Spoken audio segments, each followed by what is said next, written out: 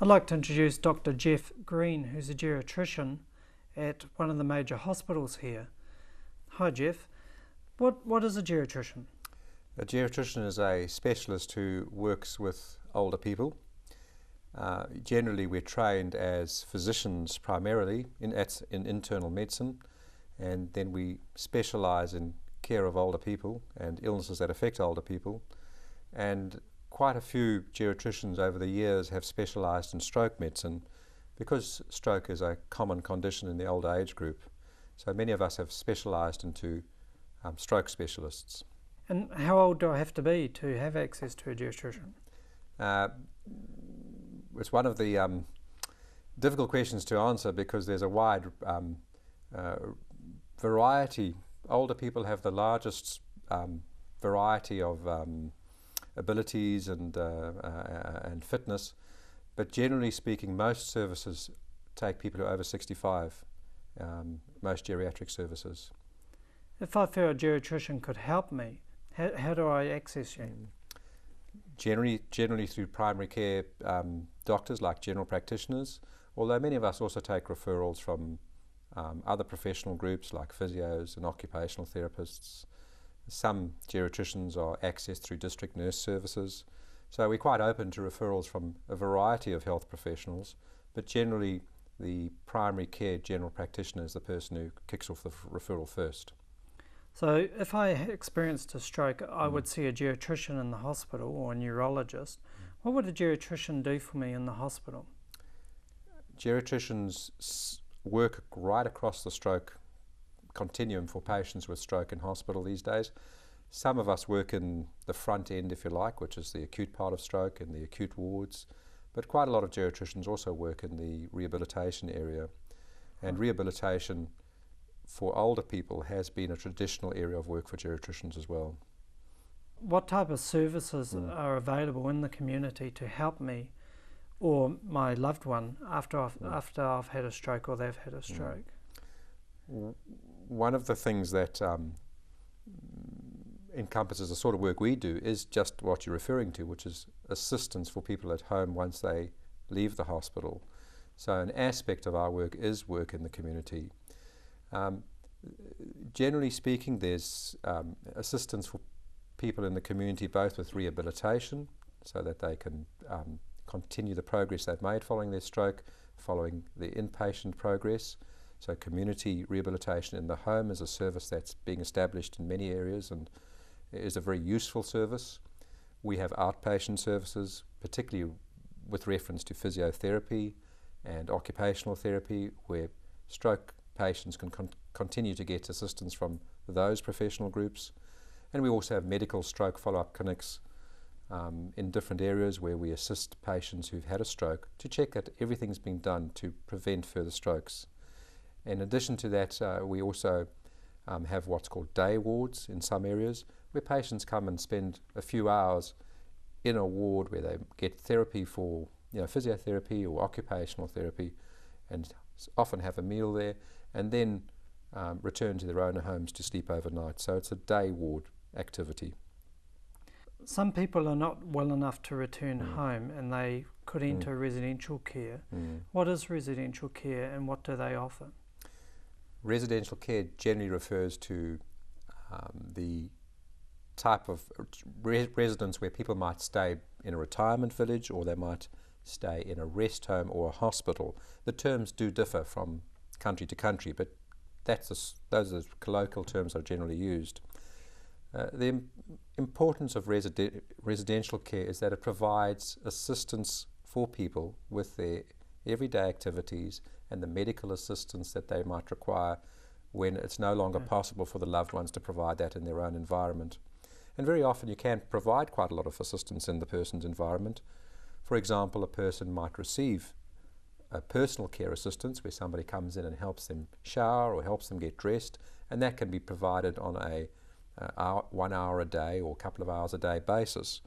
But where the person requires more care than that, sometimes they require rest home care or hospital, long-term geriatric hospital care. Rest home care, generally speaking, the person is more independent and sometimes usually has some mobility, but requires some nursing assistance, whereas somebody who's more disabled and requires 24-hour nursing care would be in a hospital. If I'm caring for somebody who's had a stroke, what advice would you give to me? Be patient and understand the effects of what that person has suffered. Get every help that you can. Don't be stalwart and strong. Remember, you need help and you need assistance. Access help for assisting with the daily cares of that person.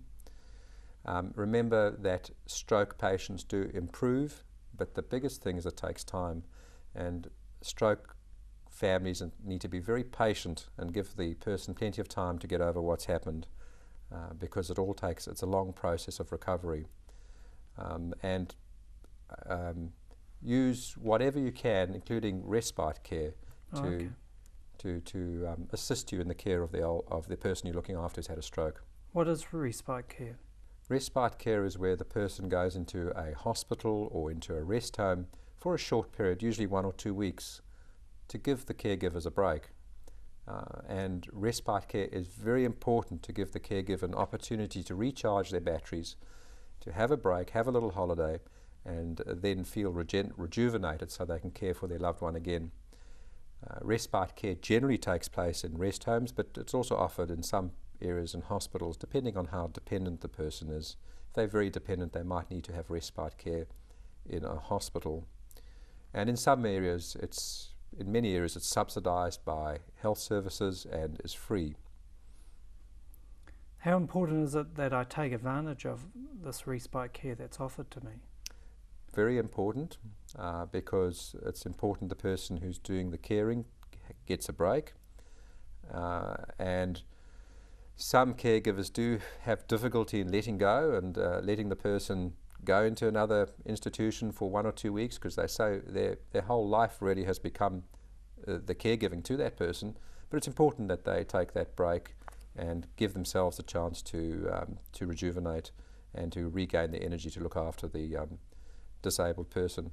And what I often say to families is, and to patients who had stroke, if they're not keen to go into respite care, is this will keep you independent and at home longer. So it's not a sign of increasing dependency to go into respite. It's promoting your independence by keeping you at home for longer, because your caregivers won't burn out. What advice can I give to my family members or my children to help me look after my loved one who's had a stroke? I think that they need to ensure that they provide you with the emotional support that's necessary, but more than that, caregivers really need practical support. Sometimes families think that phone calls or emails or that sort of communication is sufficient, but often people need practical support. They need somebody to help with appointments for the doctor. They need somebody to help with shopping. They need somebody to come in and perhaps sit with the stroke patient for a while the caregiver has a break. And it's important that that sort of practical help is provided. And very often for families, it's useful to have some sort of roster so that the caregivers can have a break and the other family members can step in from time to time. When a person experiences stroke and enters hospital, they have a lot of tests conducted. What are those tests? Well, generally blood tests, heart tests, scanning tests. Nearly every patient who comes into hospital should have some sort of brain scan. And these days we either do CAT scans, which are X-ray scans, or we do magnetic scans, or MRI. And they both provide similar sort of information, and they both have their different advantages and disadvantages, but most patients with a stroke should have some sort of brain scan.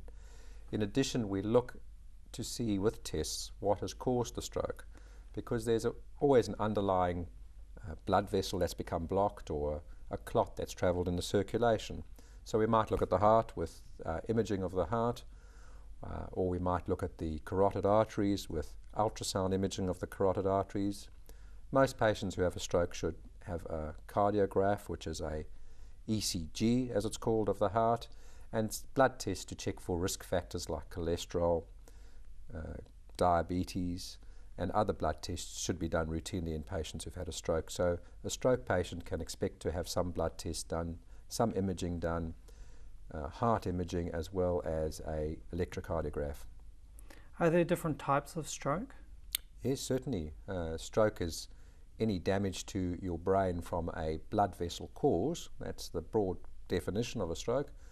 And generally speaking, blood vessels either block or they bleed. And those are the two. The majority of strokes are the blockages of blood vessels, but you can also have a bleeding in the brain that causes a stroke.